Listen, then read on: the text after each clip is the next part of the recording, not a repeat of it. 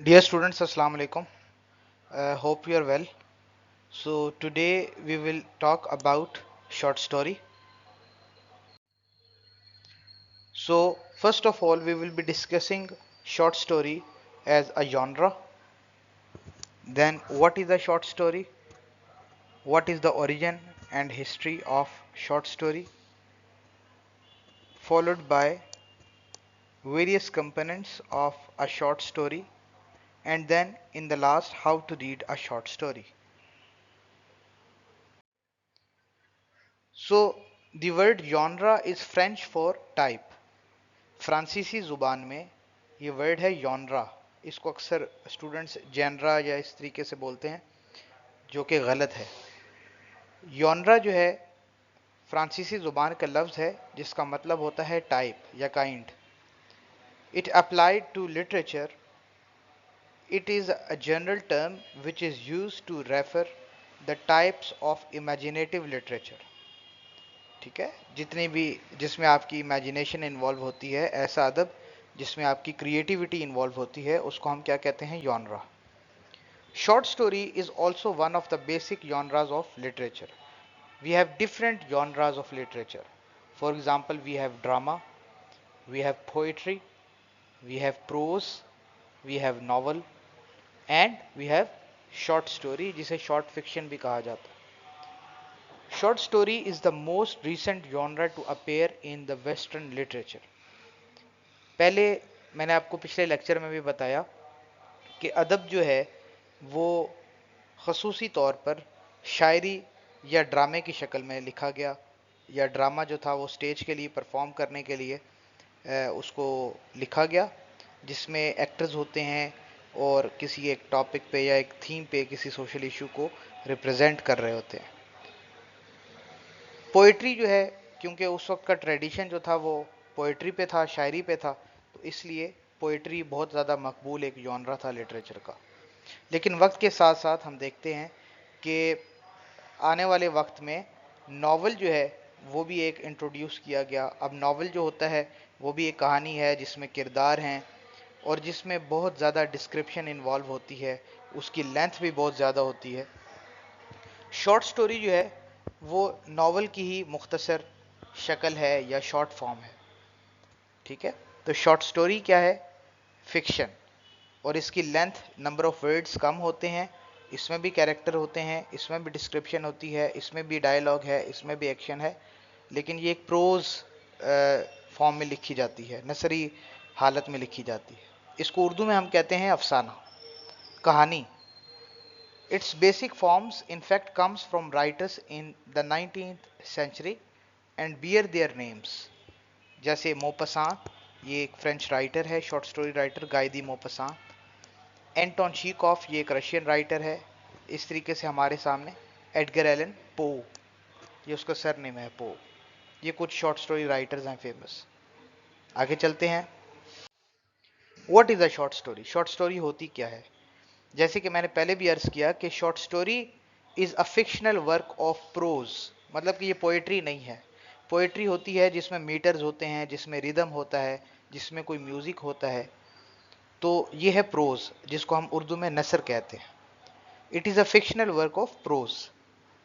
Fiction है इसका मतलब कि रियलिटी बिल्कुल रियलिटी नहीं होगी, इसमें एक इमेजिनेटिव एलिमेंट होता है, इसमें सुपर नेचुरल एलिमेंट भी होते हैं। फॉर एग्जांपल, आपके सामने कोई कहानी होगी जो राइटर की इमेजिनेशन के ऊपर बेस करती है।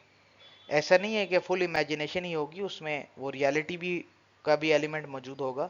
मतलब कि अगर हम ये कहें कि अफसाना जो होता है या कहानी या शॉर्ट स्टोरी जो होती है, शॉर्ट फिक्शन, वो रियलिटी के करीब होती है विद सम इमेजिनेटिव एलिमेंट्स, इसीलिए उसको हम एक फिक्शनल वर्क का कहते हैं। उसकी लेंथ जो है वो नावल से मुख्तसर होती है। नावल जो है वो 200-300 पेजेस का होगा।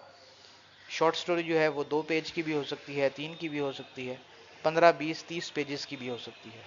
तीन चीज़ें हमारे पास हैं फिक्शन में, मतलब फिक्शनल वर्क ऑफ प्रोज में तीन चीज़ें हैं।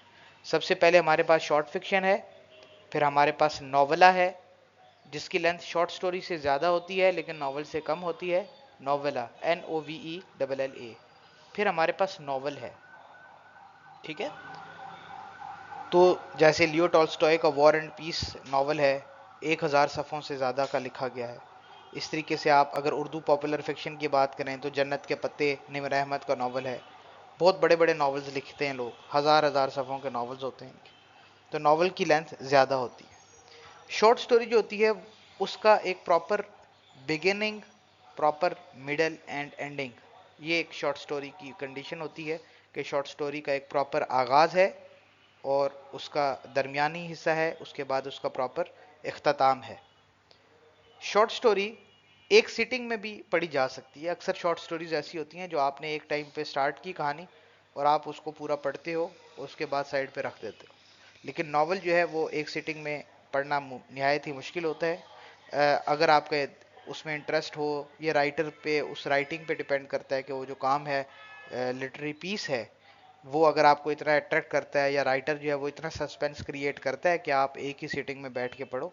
But it be it will be very difficult to read a complete novel in a single sitting.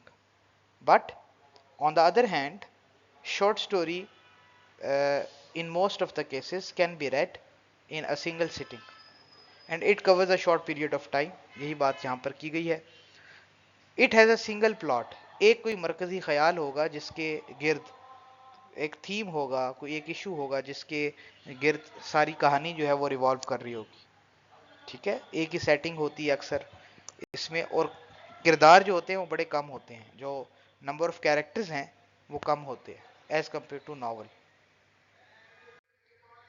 Short story, Edgar Allan Poe एक शॉर्ट स्टोरी राइटर है। वो अपने ऐसे में द फिलॉसफी ऑफ कंपोजिशन में लिखता है कि a short story should be read in one sitting anywhere from a half hour to 2 hours. ये उसकी अपनी एक परसेप्शन है कि शॉर्ट स्टोरी क्या है, कि भाई शॉर्ट स्टोरी एक ऐसी लिखी हुई तहरीर है जो आधे घंटे से लेके 2 घंटे के दरमियान पढ़ी जा सके। और उसकी अपनी शॉर्ट स्टोरीज जो हैं अगर हम उनको पढ़ें तो हमें देखने को मिलता है कि उसकी स्टोरीज ऐसी हैं जिसको आधे घंटे से 2 घंटे के दरमियान पढ़ा जा सकता है। शॉर्ट स्टोरी का आगाज कब होता है जी? जैसे कि हमने पहले भी बात की कि short story as a form dates back to the oral tradition of the tale. पहले किस्से होते थे, दास्तानें होती थी, कहानी सुनाई जा रही होती थी। ठीक है, तो कहानी या दास्तान गोई जिसे हम कहते हैं, फेबल्स, फोकलोर्स इंग्लिश में इसको कहते हैं, ये बहुत कदीम एक आप कह लो कि इसका ताल्लुक है तारीख के साथ, कि लोग आपस में जमा होते थे, बुजुर्गों के साथ बैठते थे, या कोई बंदा अपने एडवेंचर को डिस्क्राइब कर रहा होता था तो वो मुख्तलिफ किस्म के किस्से सुना रहा होता था, कहानी सुनाता था। उसमें डायलॉग्स भी होते थे और उसको ऐसा अट्रैक्टिव अंदाज से सुनाया करता था कि ऑडियंस जो है वो देखते थे और सुनते थे और महजूज होते थे। तो it is one of the source of entertainment. हमने लिटरेचर की जो डेफिनेशंस की थी उसमें भी एक डेफिनेशन हमने बात की थी कि it is actually a source of entertainment. ये लिटरेचर का पर्पस है, प्राइमरी पर्पस है। चौसर जो है जिसको फादर ऑफ इंग्लिश लिटरेचर भी कहा जाता है, ये 13th सेंचुरी में, 13th-14th सेंचुरी का जो टाइम है इंग्लैंड में, चौसर की जो कैंटरबरी टेल्स हैं,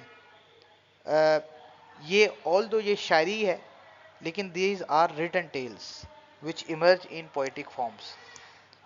इस तरीके से डेकामेरॉन ये भी इसी टाइम पे लिखा गया कि it often cited as the precursor of the short story form as it is the French translation of the 1001 nights. अच्छा, फ्रेंच ट्रांसलेशन जो ये 1001 नाइट्स, ये शायद इसकी डेट में थोड़ा सा इशू है। ये अलिफ लैला की आपने कहानी सुनी होगी, अलिफ लैल, अलिफ लैला की बड़ी मशहूर एक कहानी है, दास्तानें हैं अलिफ लैला की, 1001 रातें। उसमें मुख्तलिफ ऐसी स्टोरीज़ हैं जो पुरानी दास्तानें हैं, जिसको कहा जाता है कि ये जो डेकामेरॉन है इसके काम में भी वैसे ही शॉर्ट स्टोरी इसने फॉर्म का इस्तेमाल किया है फ्रांसीसी ज़ुबान में। It is a French translation. Short story really begins to emerge as a form in the 19th century, as a form, proper एक जॉनरा के तौर पे ये 1800s, 19th सेंचुरी का मतलब 1801 से 1900 तक, इसमें ये आप कह लो कि डेवलप हुई properly as a genre of English literature. फिर इसमें कुछ एग्जांपल्स हैं आपके पास, जैसे फेरी टेल्स हैं ग्रिम की, early collection of folk stories that paved the way for the development of the genre of short story. तो ये जो है, ये कुछ एग्जांपल्स आपको ऐसे बताई गई हैं, ये सेल्फ एक्सप्लेनेटरी हैं, इसमें कोई इतनी समझने वाली चीज़ नहीं है। आपके सामने स्लाइड पे, स्क्रीन पे शो हो रहा है कि early and mid 19th century so the rise of the short story in America. Mid 19th century का मतलब 1850s 70s में, जैसे हॉथॉर्न की स्टोरीज हैं, ट्वाइस टोल्ड टेल्स। अच्छा, जो स्टोरी की कलेक्शन होती है, जैसे एक नावल होता है, उस तरीके से एक किताब में डिफरेंट स्टोरीज को कंपाइल किया जाता है, इकट्ठा किया जाता है, जिसको हम कलेक्शन ऑफ शॉर्ट स्टोरीज कहते हैं। इस तरीके से ये अमेरिका की बात हो रही है। हॉथॉर्न और पो, एडगर एलन पो, ये दोनों जो हैं ये अमेरिकन शॉर्ट स्टोरी राइटर्स हैं, ठीक है। और इन्होंने एक जॉनरा डेवलप किया अमेरिका के अंदर शॉर्ट फिक्शन का, और गॉथिक फिक्शन, ये गॉथिक एक सब जॉनरा है इसी में।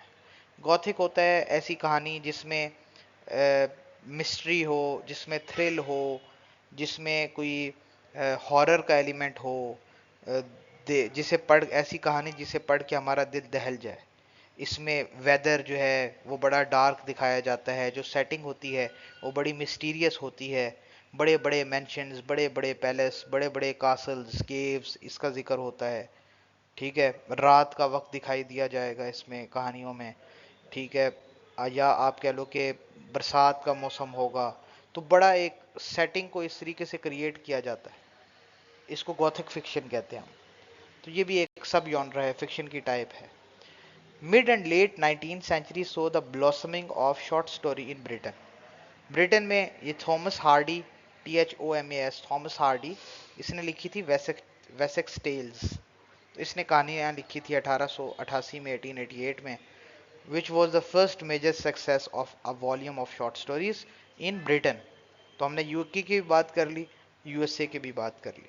आगे चलते हैं।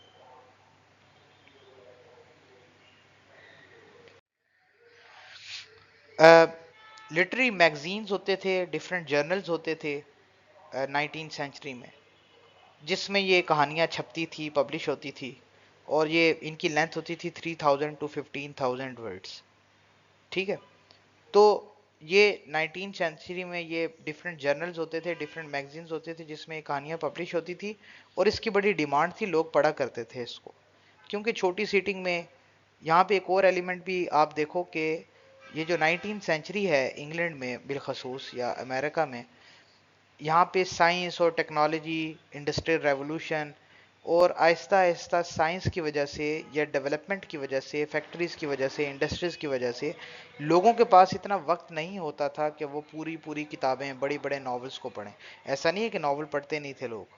इसी सेंचुरी में हमें बहुत मशहूर इंग्लिश नॉवलिस्ट मिलते हैं, जैसे कि चार्ल्स डिकन्स या जेन ऑस्टन। फिर थोड़ा सा अगर आप टाइम फ्रेम को पीछे ले जाओ, तो शार्लेट ब्रॉन्टी, एमिली ब्रॉन्टे, ये ब्रॉन्टी सिस्टर्स जिनको कहते हैं। थॉमस हार्डी खुद एक बड़ा ज़बरदस्त नावलिस्ट है। तो ये नॉवेल्स लिख रहे थे लोग, लेकिन शॉर्ट स्टोरीज की डिमांड होती थी, लोग पढ़ते थे एक सेटिंग में बैठ के, because they were unable to find proper time to read these lengthy books. ज़्यादातर जो ये नॉवेल्स थे ये ख़वातीन पढ़ा करती थी, ठीक है। Short story peaks as a form in the mid 20th century. While still respected, it has become less marketable than its prose cousin, the novel. ठीक है, इसको इसका प्रोज कजन भी कहा जाता है। It has become less marketable than its prose cousin the novel. इन्होंने mid 20th century में पीक तो पकड़ा था एक बार, लेकिन नॉवल क्योंकि पुराना जॉनरा था, नॉवल को लोग पढ़ रहे थे, तो शॉर्ट स्टोरी की डिमांड थी मार्केट में, तो लोग पढ़ा करते थे, लेकिन उस हद तक ये फेमस नहीं था जितना ये नॉवल होता था। थॉमस हार्डी ने क्या कहा? थॉमस हार्डी एक नॉवलिस्ट भी है, शॉर्ट स्टोरी राइटर भी है। वो कहता है, a story must be exceptional enough to justify its telling, therein lies the problem, to reconcile the average with that uncommonness which alone makes it natural, that a tale of experience would dwell in the memory and induce repetition. इसका क्या मतलब है? वो कहता है कि एक story जो है वो इतनी एक्सेप्शनल होनी चाहिए कि उसको बयान किया जाए, मतलब कि इतनी एक्सेप्शनल हो, उसमें कहानी में इतना दम होना चाहिए, ऐसी बात होनी चाहिए कि उसको बयान किया जाए। Therein lies the problem, एक मसला क्या है? To reconcile the average with that uncommonness which alone makes it natural. Uncommonness किसे कहते हैं जी? अनकॉमननेस, कॉमन चीज़ों पे तो हर बंदा बात कर रहा होता है, लेकिन उसमें अनकॉमन एलिमेंट्स भी होते हैं जो उसे कॉमन एलिमेंट्स के साथ मिक्स करके नेचुरल बना देते हैं। That a tale of experience would dwell in the memory and induce repetition. देखो, कहानी में कोई ऐसी चीज़ होनी चाहिए कि इंसान उसको सोचे, इंसान उससे महजूज भी हो और उसको याद रख सके। ठीक है, नॉवेल्स की स्टोरी बहुत एक्सपेंडेड होती है तो हमें अक्सर चीज़ें याद नहीं रहती, लेकिन स्टोरी में कोई ऐसा एलिमेंट ज़रूर होना चाहिए जो अनकॉमन हो और उसके साथ कॉमन एलिमेंट्स भी हों, और कोई ऐसी चीज़ ज़रूर होनी चाहिए कि वो हमारी मेमोरी में स्टोर हो सके और हम उसको रिकॉल कर सकें। कंपोनेंट्स कौन कौन से होते हैं जी शॉर्ट स्टोरी के? इसमें एक तो की एलिमेंट्स हैं कि what are the key elements of short story. Then we have integrity. Integrity का मतलब यह है कि यूनिटी क्या है? प्लॉट के आपस में एक इवेंट, दूसरा इवेंट, तीसरा इवेंट मिल के प्लॉट बनाता है। डिफरेंट इवेंट्स कहानी के मिल के प्लॉट बनाते हैं, तो उनके आपस में एक इंटेग्रिटी, एक यूनिटी होनी चाहिए। फिर वो कहानी इतनी तवील ना हो कि रीडर जो है वो अपना इंटरेस्ट खो दे उसमें, तो उसमें इकोनॉमिक एलिमेंट भी ये होता है। उसके बाद एपिफेनी। एपिफेनी कहते हैं रेविलेशन को, रिवील होना, जिसको हम क्लाइमेक्स कहते हैं, कहानी का क्लाइमेक्स। कि जो कॉन्फ्लिक्ट है, ये हम सारी चीज़ों को पढ़ेंगे डिटेल में आगे, जब कहानियाँ पढ़ेंगे, हम शॉर्ट स्टोरीज पढ़ेंगे, डिस्कस करेंगे, तो उसमें मैं आपको बताऊंगा कि एपिफेनी हम डिटेल में डिस्कस करेंगे क्या होता है।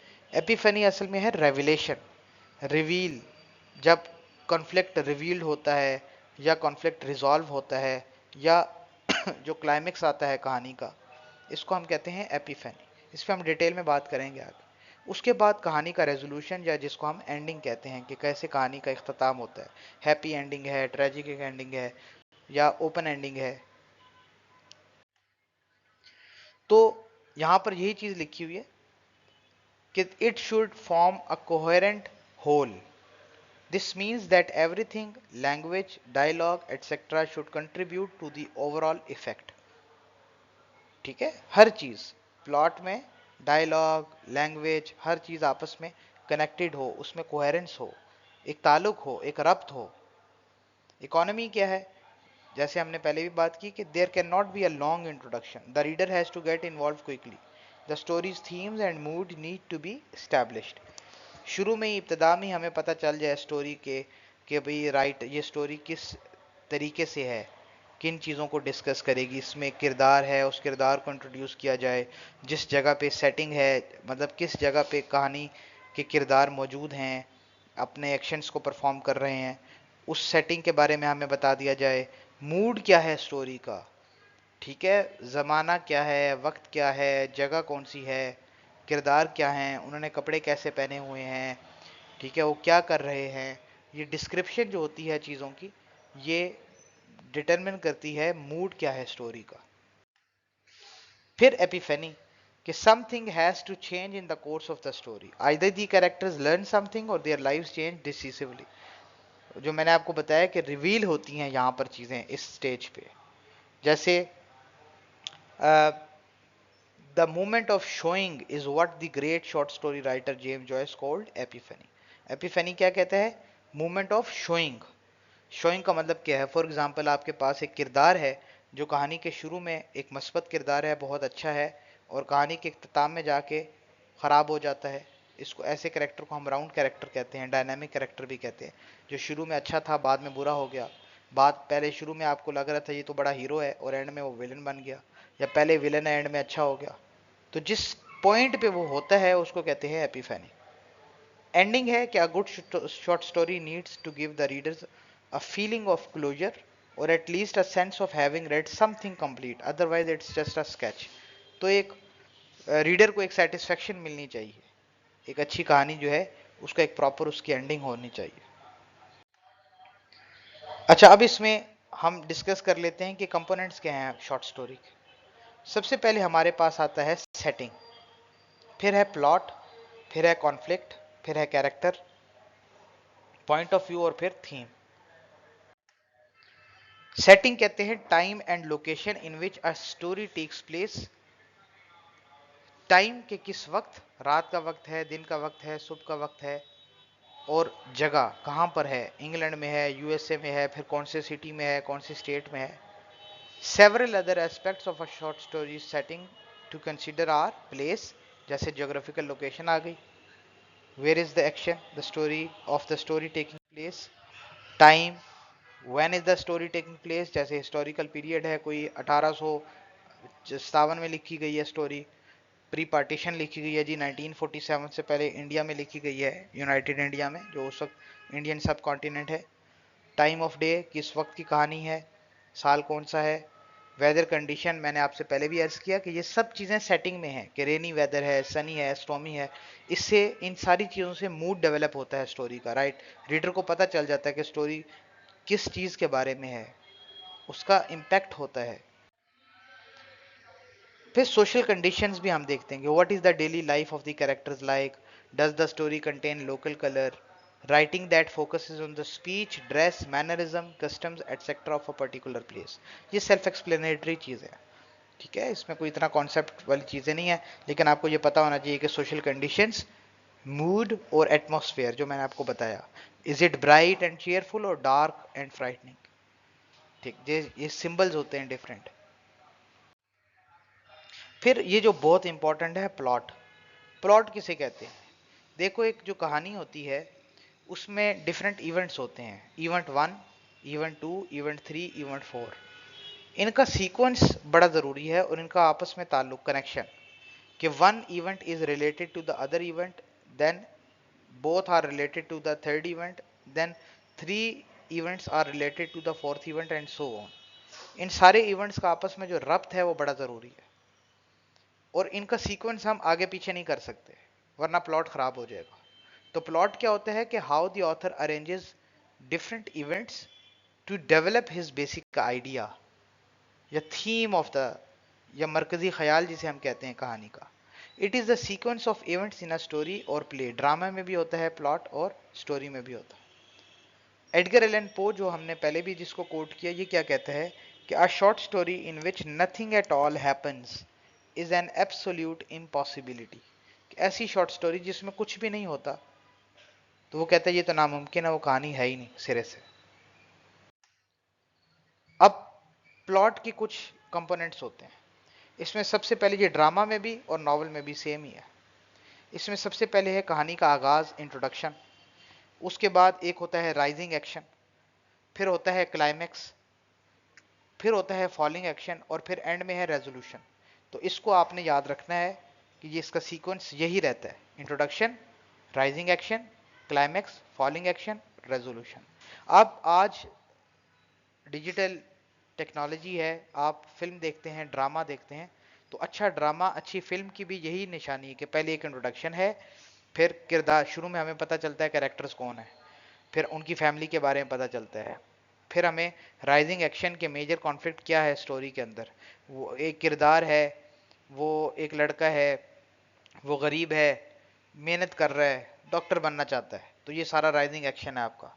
क्लाइमैक्स है कि जी वो मेडिकल के इम्तिहान देता है जाके, ये आपका क्लाइमैक्स है। अब आपको नहीं पता वो पास होगा या फेल होगा, ये क्लाइमैक्स है। तो क्लाइमैक्स इज अ पॉइंट जहाँ पे सस्पेंस है, अब आपको नहीं पता इसके बारे में, आप आगे कहानी को पढ़ोगे, आप आगे फिल्म को देखोगे, क्यों?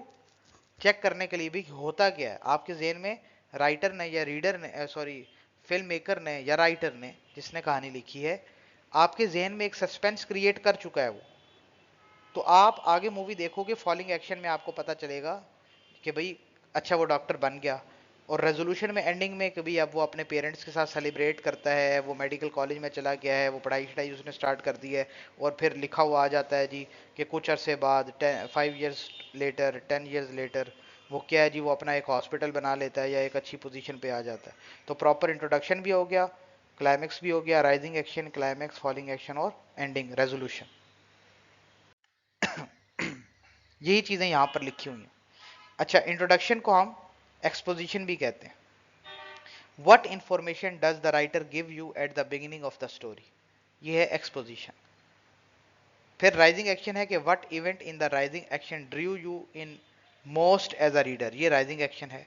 कॉन्फ्लिक्ट होता है कि what type of conflict are present in the story, ये इंटरनल कॉन्फ्लिक्ट भी होते हैं, एक्सटर्नल कॉन्फ्लिक्ट भी होते हैं। यहाँ हम जब एग्जाम्पल करेंगे तो फिर मैं आपको ये सारी चीज़ें सामने रख के समझाऊंगा कि इस कहानी के अंदर एक्सपोजिशन क्या है, राइजिंग एक्शन क्या है, कॉन्फ्लिक्ट क्या है, क्लाइमेक्स क्या है।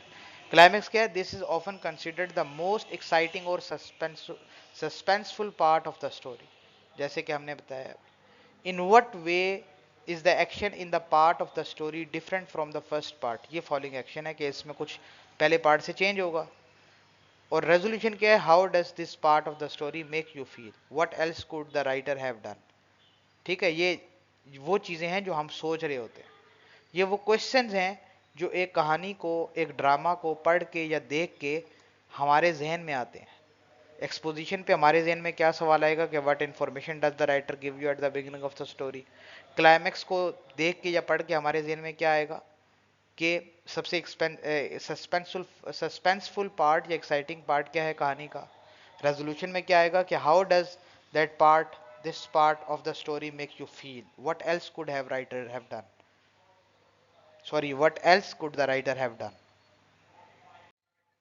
फिर आ गया कॉन्फ्लिक्ट। कॉन्फ्लिक्ट कहते हैं ड्रामेटिक स्ट्रगल को between two forces in a story. Without conflict there is no plot. Conflict जरूर होता है। वैसे कॉन्फ्लिक्ट किसे कहते हैं? हम झगड़े को कहते हैं। कॉन्फ्लिक्ट कहते हैं बेटे दो अपोजिंग आइडियाज को। अपोजिंग आइडियाज, एक आर्गुमेंट ए है, एक आर्गुमेंट बी है, तो उनके दरमियान में क्या है? कॉन्फ्लिक्ट आ गया। एक इंसान है वो कहता है कि कौवा जो है वो काला है, दूसरा कहता है कि सफेद है, तो ये अब उनके बीच में कॉन्फ्लिक्ट आ गया। कहानी में कॉन्फ्लिक्ट क्या है?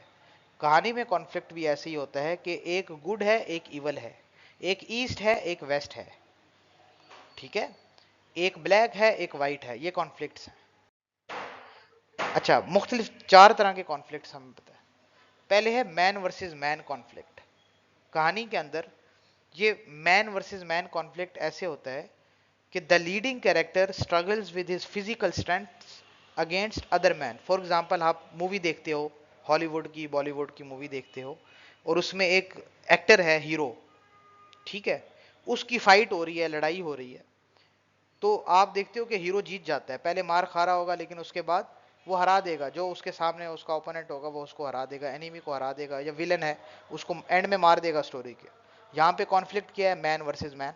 या एक अमीर है, एक गरीब है, एक ऑनर है और एक मुलाजिम है, दोनों इंसान हैं, उनके दरमियान में कॉन्फ्लिक्ट है। इसको कहते हैं हम मैन वर्सेस मैन कॉन्फ्लिक्ट। ये पहली टाइप है कॉन्फ्लिक्ट की कहानी के अंदर। दूसरी टाइप होती है मैन वर्सेस सर्कमस्टांसेस या मैन वर्सेस नेचर।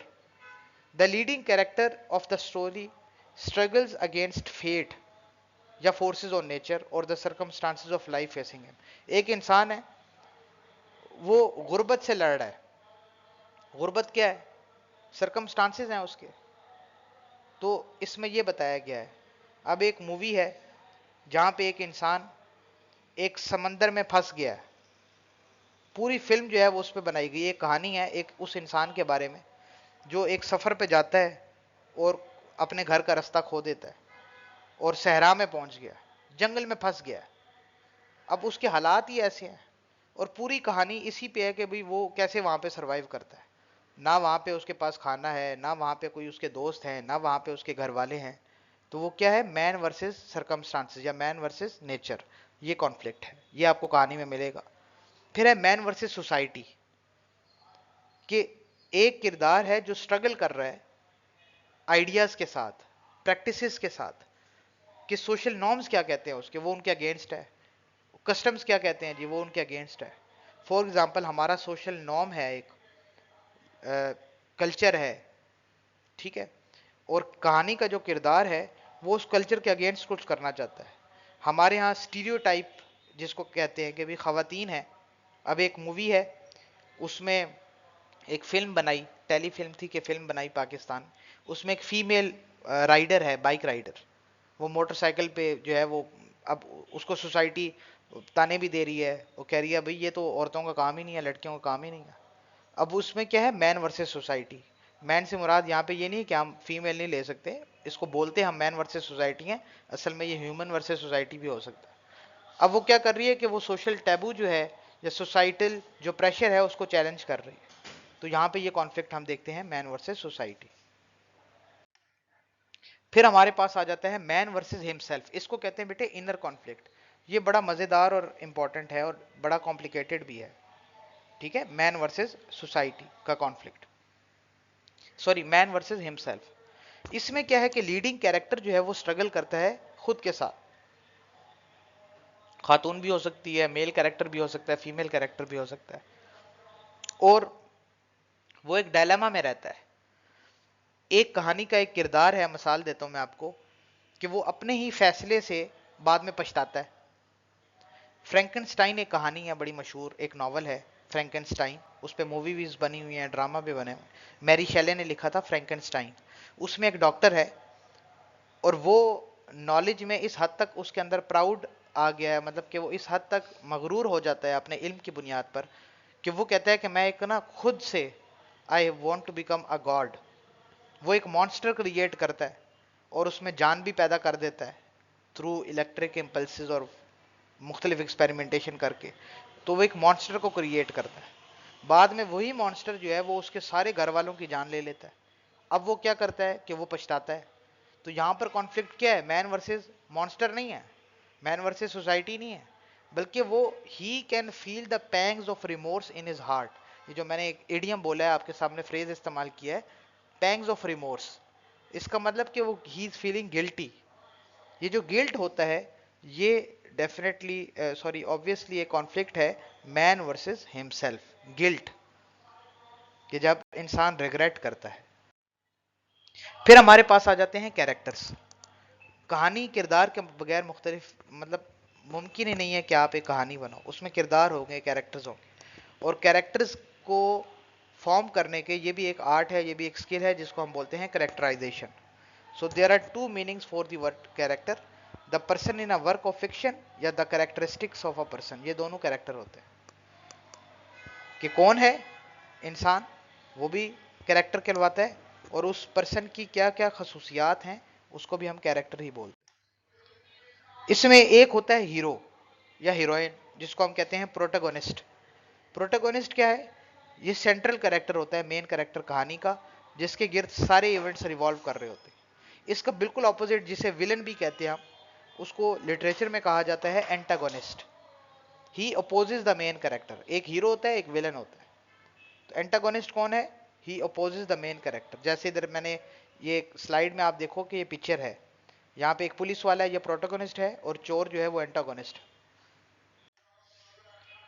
करेक्टरिस्टिक्स क्या होती हैं पर्सन की, करेक्टराइजेशन किसे कहते हैं। करेक्टराइजेशन इज द इंफॉर्मेशन जो ऑथर रीडर को प्रोवाइड करता है किरदार के बारे में, जो भी मालूमात देगा किरदार के बारे में, उसको हम कहते हैं करेक्टराइजेशन या characteristics of the character. Author बताता है कैरेक्टर के बारे में कि उसकी फिजिकल अपीयरेंस कैसी है, वो बताता है कि वो क्या बोल रहा है, वो क्या सोच रहा है, वो क्या एहसास करता है, क्या महसूस कर रहा है, वो ख्वाब भी क्या देखता है, इवन कैरेक्टर राइटर ये भी बताता है। ठीक है, व्हाट ही डज और ही डज नॉट डू, ये भी बताता है, और what others say about him or her and how others react to him or her. ये सारी चीजें जो हैं कैरेक्टराइजेशन का हिस्सा होती हैं।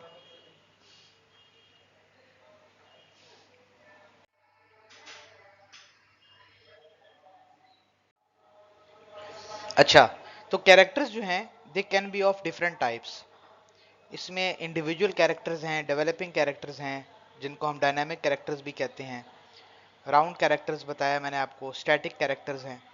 इंडिविजुअल कैरेक्टर जो है वो होता है, उसको हम राउंड कहते हैं, राउंड कैरेक्टर भी कहते हैं। मतलब ऐसा कैरेक्टर जिसकी who has many sides and complex personalities. ठीक है, जैसे ऐसे कैरेक्टर्स जो ग्रे होते हैं, मतलब ना वाइट है ना ब्लैक है। I am not talking about colour, I am talking about कि ना हमें उनकी समझ आ रही हो कि भाई वो क्या अच्छे हैं क्या बुरे हैं, मतलब आपको समझ नहीं आ रही होती है। ग्रे मैटर होता है ना बिटवीन वाइट एंड ब्लैक, तो वो ग्रे हैं, कॉम्प्लेक्स पर्सनालिटीज हैं। तो ये है इंडिविजुअल कैरेक्टर्स।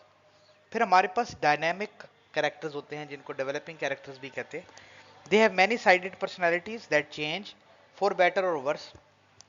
ठीक है, इनमें और राउंड कैरेक्टर और डायनामिक कैरेक्टर में यही फर्क है कि ये दोनों मैनी साइडेड पर्सनालिटीज हैं, लेकिन ये by the end of the story हमें पता चल जाता है कि या वो अच्छे हो गए या वो बुरे हो गए। इंडिविजुअल कैरेक्टर है वो till until the end of the story हमें पता नहीं चल पाता कि इनका कैरेक्टर कैसा है। ठीक है, फिर स्टैटिक कैरेक्टर्स हैं, ये throughout one or two characteristics that never change and are emphasized. मतलब कि एक अगर अच्छा डॉक्टर है कहानी में तो वो थ्रू आउट द स्टोरी अच्छा डॉक्टर ही है, कोई ड्रंक है तो वो throughout the story drunk ही है, स्क्रूज जो है वो throughout the story Scrooge ही है। ठीक है, क्रूअल है अगर कोई स्टेप मदर तो वो क्रूअल ही है। तो फ्लैट कैरेक्टर भी कहते हैं इसको और हम स्टैटिक कैरेक्टर भी कहते हैं। तो पॉइंट ऑफ व्यू क्या होता है कहानी में? Point of view is defined as the angle from which the story is told. सबसे ये कि किस अंदाज से कहानी को बयान किया गया है, पॉइंट ऑफ व्यू नजरिए को कहा जाता है, किस एंगल से। इसमें सबसे पहले innocent eye, the story is told through the eyes of a child, his or her judgement being different from that of an adult. कुछ कहानियां ऐसी होती हैं जिसमें जो नरेटर है, जो कहानी सुनाने वाला है, वो बच्चा है। अब वो बच्चा जो है वो बच्चे के जरिए जब राइटर कहानी को सुनाएगा तो उसकी जो जजमेंट्स होंगी वो मासूमाना होंगी, इसलिए उसको इनोसेंट आए कहा जाता है। फिर स्ट्रीम ऑफ कॉन्शियसनेस, ये भी एक टेक्निक है जहां पे राइटर जो है वो रीडर के कैरेक्टर्स के जहन में झांकता है और उस जहन में क्या सोच रहा है, उसके ख्यालात क्या हैं किसी चीज के बारे में, तो उसको भी बयान करता है और रीडर उसको जानता है। जेम्स जॉयस जो है 20th सेंचुरी का एक बहुत कमाल का राइटर है, इंग्लिश राइटर, जो वैसे आयरिश था, आयरलैंड से बिलोंग करता था। तो उसने अपनी स्टोरी की कलेक्शंस लिखी हैं डबलिनर्स। वो डबलिन का रहने वाला था, Dublin is the city of Ireland. तो उसने डबलिनर्स लिखी डबलिन के लोगों के ऊपर। तो उसके जितने भी कैरेक्टर्स हैं, राइटर जो है वो रीडर्स को बताता है कि कैरेक्टर्स क्या सोच रहे हैं। तो ये जो मॉडर्न राइटर्स हैं या जेम्स जॉयस जैसे राइटर्स होते हैं, स्ट्रीम ऑफ कॉन्शियसनेस का इस्तेमाल करते हैं। They are more interested in what is happening inside the head of the character. मतलब कि इनका ज्यादा फोकस इस चीज पे होता है कि कैरेक्टर्स के जहन के अंदर क्या चल रहा है, ना कि उनके इर्द गिर्द क्या हो रहा है। So the story is told so that the reader feels as if he is inside the head of one character and knows all their thoughts and reactions. फिर फर्स्ट पर्सन नरेशन है जहां पे आई यूज होता है, we use होता है। First person narration आपने अक्सर कहानियां ऐसे होगा कि राइटर जो है वो आई वर्ड यूज करता है, आई, कि भी it was the time when I was in class ninth, और ऐसे करके कहानी सुनाएगा। तो इसमें जो प्रोटोगनिस्ट होता है या जो नरेटर होता है, नरेटर कहते हैं कहानी सुनाने वाले को, नैरेटिव कहते हैं कहानी को। ठीक है, तो story is told by the protagonist or one of the characters who interacts closely with the protagonist or other characters. तो इसमें आई वर्ड ज्यादा यूज होता है, फर्स्ट पर्सन। फिर एक होता है जिसको हम कहते हैं ओमनिसिएंट नरेटर, ये थर्ड पर्सन है, ये ही है, अब हमें नहीं पता ही कौन है। The author narrates the story using the omniscient point of view, he moves from character to character. अब ये जो ओमनिसिएंट नरेटर होता है इसको हम कहते हैं थर्ड पर्सन नरेशन। ये ज्यादा अच्छी समझी जाती है, क्यों?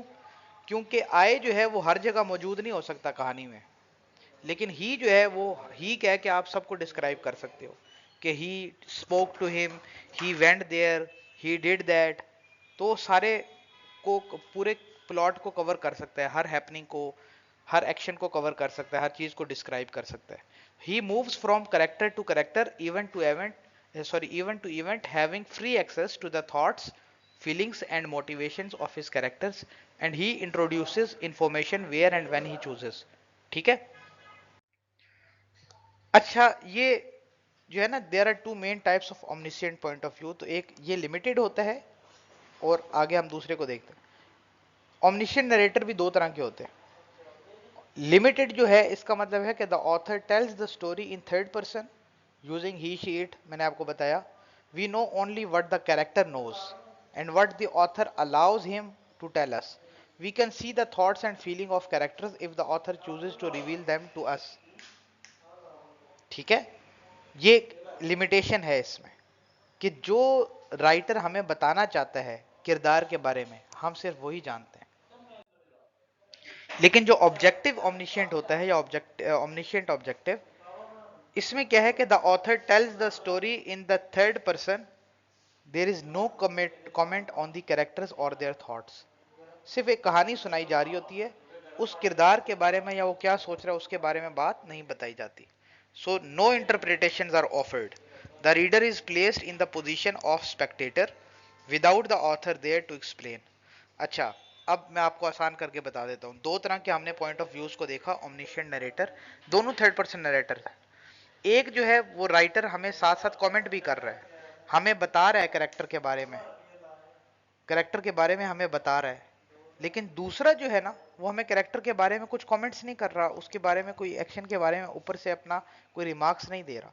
तो यहाँ पर सिंपल रीडर जो है वो एक स्पेक्टेटर की तरह है, विदाउट द ऑथर।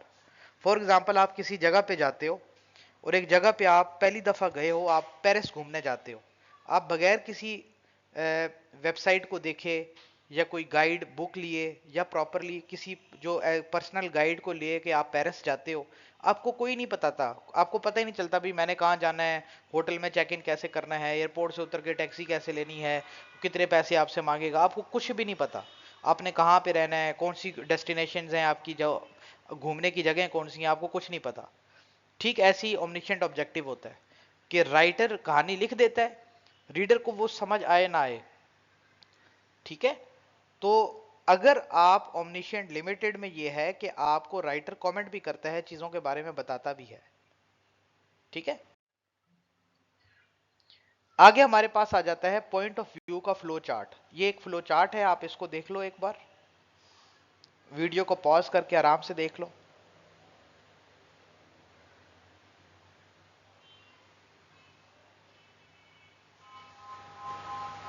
अब इसमें आप देखो कि फर्स्ट पर्सन और ये थर्ड पर्सन। थर्ड पर्सन हमें ये इंग्लिश लैंग्वेज में आपने पढ़ा है ग्रामर में कि थर्ड पर्सन प्रोनाउंस होते हैं ही शी दे, और first person I me we us. Is a major character telling the story? Yes, no. Do you know that any of the characters are thinking? Yes and no. Third person में हमें पता चलता है yes और no. Yes कैसे? ऐसे। ओमनिशिएंट limited और ओमनिशिएंट, familiar observant और ऑब्जेक्टिव ऑब्जर्वर। ठीक है, इसमें इसको आप देखो अच्छी तरीके से। अगर आपने कोई सवाल है तो आप कमेंट बॉक्स में पूछ सकते हो। थीम क्या होता है इस कहानी का? थीम एक पीस ऑफ फिक्शन में कहते हैं controlling idea or its central insight. मरकजी ख्याल क्या है? It is the author's underlying meaning or main idea that he is trying to convey. मकसद क्या है, ये कहानी जो है वो लिखने का मकसद क्या है, उसमें कौन सी चीज है जो रीडर तक राइटर जो है वो पहुंचाना चाहता है, जो कन्वे करना चाहता है मैसेज, उसको कहते हैं हम थीम। अब हम देखते हैं कि how to read a short story. There are some strategies which are needed to be considered. Think about the title and author. सबसे पहले कहानी को पढ़ा तो उसके टाइटल के बारे में और जिसने लिखी है, राइटर है, उस ऑथर है, उसके बारे में सोचो। Look at the back of the book for any biographical information about the author. आप एक कहानी पढ़ते हो, किताब की बात कर रहे हैं हम, तो किताब की बैक साइड पे कुछ इंट्रोडक्शन लिखा होता है ऑथर के बारे में या किताब के बारे में, उसको देखो। उसके अंदर कोई पिक्चर्स, कोई डायग्राम्स, कोई चार्ट्स, कोई मैप्स, इस तरह की चीजें हैं तो look at any illustrations and consider their connection to the title. अब है read the first page and pause. पहला पेज पढ़ो और रुको, वक्फ करो। Consider what you know so far about the character, setting, conflict and point of view. शुरू में ही राइटर हमें बता देता है, ठीक है, कि सेटिंग क्या है, पॉइंट ऑफ व्यू क्या है, आई यूज हुआ है, ही यूज हुआ है, कैरेक्टर्स का थोड़ा सा इंट्रोडक्शन हो जाता है, कॉन्फ्लिक्ट भी हमें थोड़ा सा पता चल जाता है, मैन वर्सेस मैन है, मैन वर्सेस सोसाइटी है, क्या है, और पॉइंट ऑफ व्यू। ये सारी चीज़ हमें शुरू में इब्तिदा में ही मालूम हो जाती। फिर है get involve in the story. कैसे?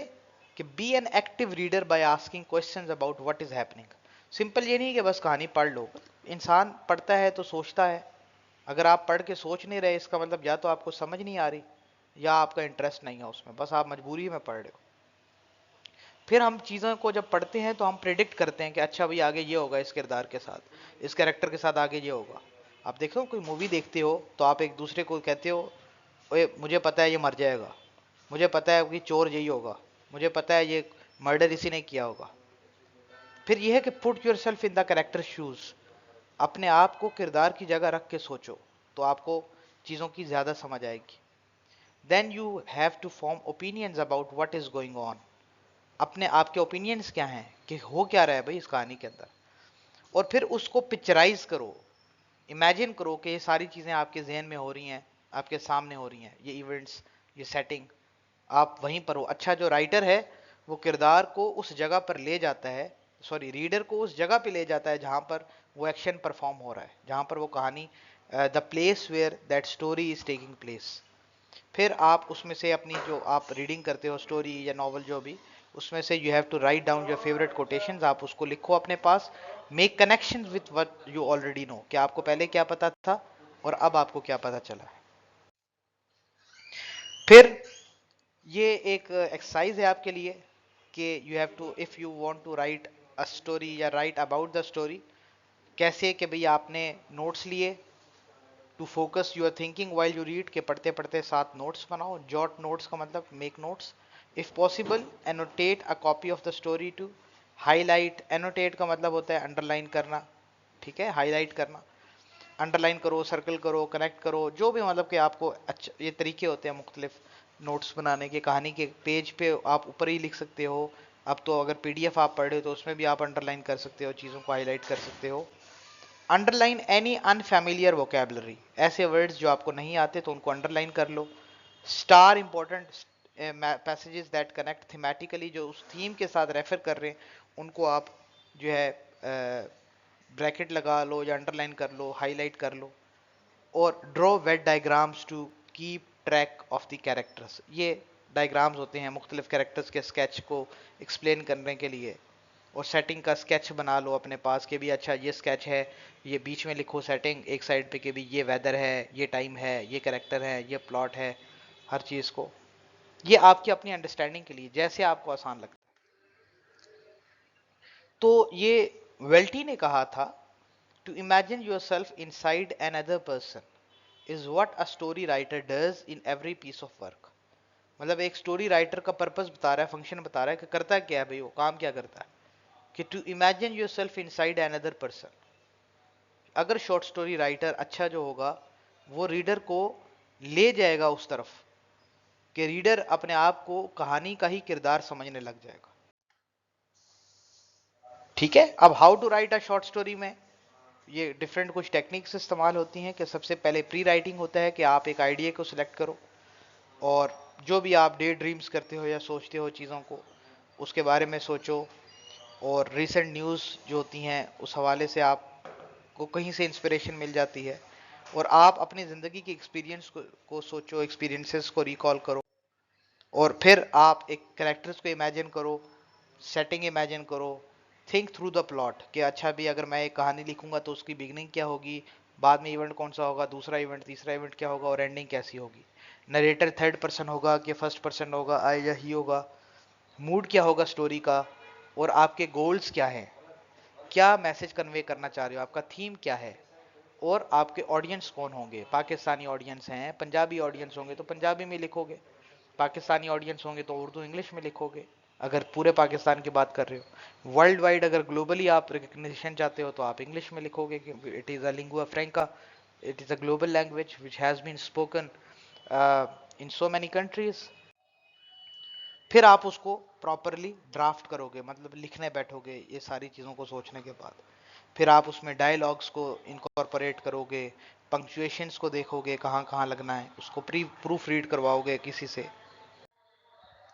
तो story at a glance, short story at a glance, इसमें इंट्रोडक्शन है, बॉडी है और कंक्लूजन है।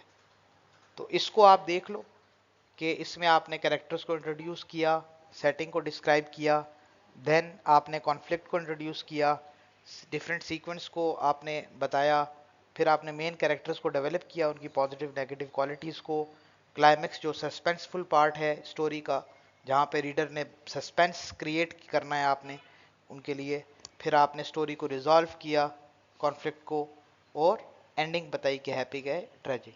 तो उम्मीद है आपको इसकी समझ आई होगी। अगर आपके कोई क्वेश्चन हैं तो आप कमेंट्स करके हमें बता सकते हो। थैंक यू, अल्लाह हाफिज़।